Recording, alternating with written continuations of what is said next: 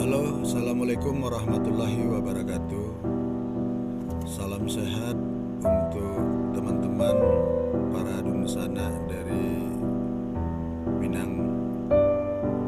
Saya pada kesempatan hari ini ingin berbagi pikiran dan pendapat tentang berbagai hasil diskusi dan seminar tentang orang Minang pada saat hari ini. Pemikiran yang berkembang di forum seminar dan diskusi itu menyebutkan bahwa orang Minang pada hari ini sudah tercerabut dari akarnya. Dasar pandangnya itu adalah bahwasanya orang Minang saat ini tidak lagi menjalankan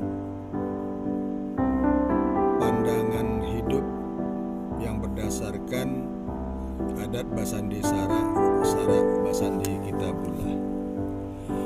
Orang Minang hari ini banyak melakukan pengembangan dirinya berdasarkan paham-paham dan ideologi kemanusiaan yang ada pada saat ini. Kurang sekali menggunakan parameter dan ukuran sebagai orang Minang dalam melakukan sesuatu hal.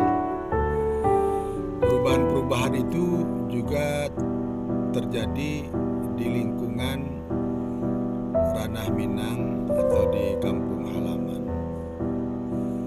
Banyak aspek adat istiadat yang tidak lagi dipakai dalam tata cara kehidupan sehari-hari. Dari sisi lain, persoalan moralitas kini banyak menimpa orang Minang yang berada di kampung halaman. Sebut sajalah kasus narkoba berkembang sangat luar biasa saat ini di ranah Minang. Dibandingkan dengan daerah lain di Indonesia, Sumatera Barat atau ranah Minang itu tercatat sebagai nomor 6 terbesar kasus penyalahgunaan narkobanya di Indonesia. Itu artinya setiap hari terjadi penyalahgunaan narkoba oleh warga Minang yang ada di Sumatera Barat. Dari sisi lain, praktek LGBT juga berkembang pesat di ranah Minang. Dilihat dari komposisi di Indonesia, praktik LGBT juga terbesar terjadi di Sumatera Barat atau ranah Minang.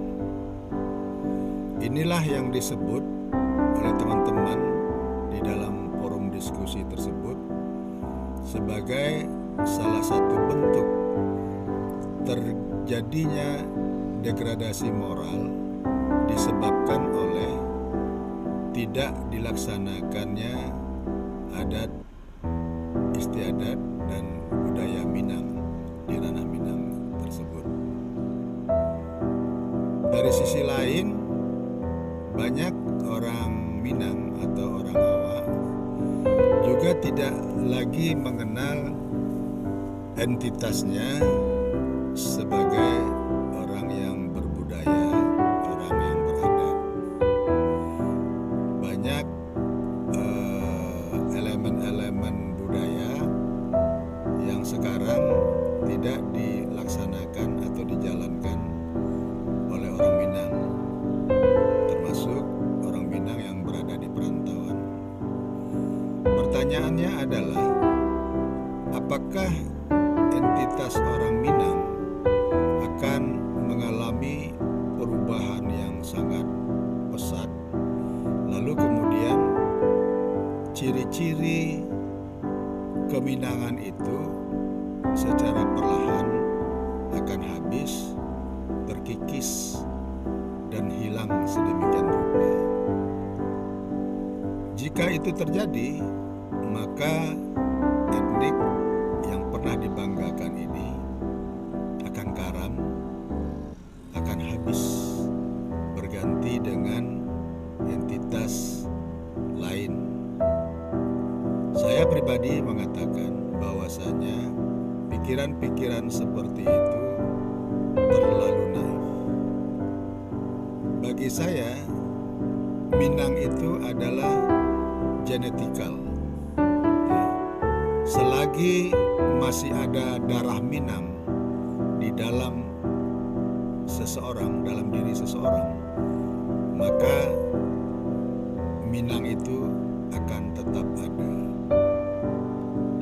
Cara pandang, sikap, perilaku, dan kemampuan yang dimiliki oleh orang Minang akan tetap terus berkembang sejalan dengan perubahan zaman. Saya yakin dan optimis anak-anak muda, generasi muda Minang hari ini juga memiliki kemampuan dan reputasi sebagaimana para leluhurnya yang terdahulu. Tetapi lapangan bermainnya yang sudah berbeda. Dulu kita memiliki tokoh-tokoh nasional yang berperan dalam masa penjajahan, pra-kemerdekaan, kemerdekaan, dan pembangunan. Tapi hari ini banyak putra-putri Minang yang juga memiliki tempat pengabdian yang juga lebih baik. Dengan arti kata, jika dilakukan pendataan terhadap posisi strategis yang dimiliki oleh anak-anak Minang pada hari ini, maka tetap saja kita mengatakan bahwasanya orang Minang itu akan tetap berada pada level yang sangat strategis dan juga menentukan. Tetapi bahwasanya pada hari ini sudah terjadi proses hilangnya kebudayaan, hilangnya adat istiadat dalam kehidupan segelintir orang Minang, itu tidak dipungkiri terjadi. Tugas kita hari ini adalah bagaimana memberi pemahaman secara serius kepada generasi Minang, baik yang berada di ranah Minang, di perantauan nasional dan di perantauan global, untuk belajar kembali mengenali adat istiadat Minangkabau. Dengan cara seperti itu, maka tatanan orang Minang di masa depan akan menjadi lebih baik.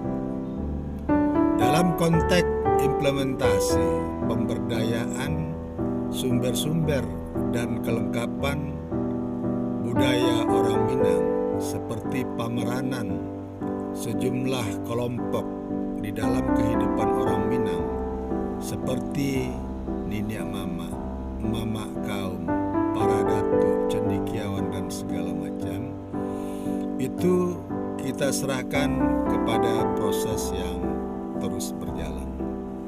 Saya yakin ketokohan orang-orang yang memiliki kapasitas di ranah Minang itu tetap akan ada dan akan tetap eksis sesuai dengan situasinya.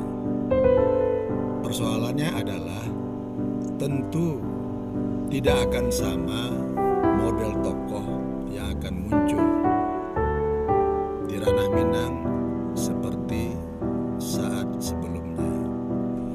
bisa jadi ketokohan para nenek mama di ranah Minang pada hari ini bisa lebih baik daripada sebelumnya. Itu tergantung dengan siapa yang akan menjadi tokoh tersebut.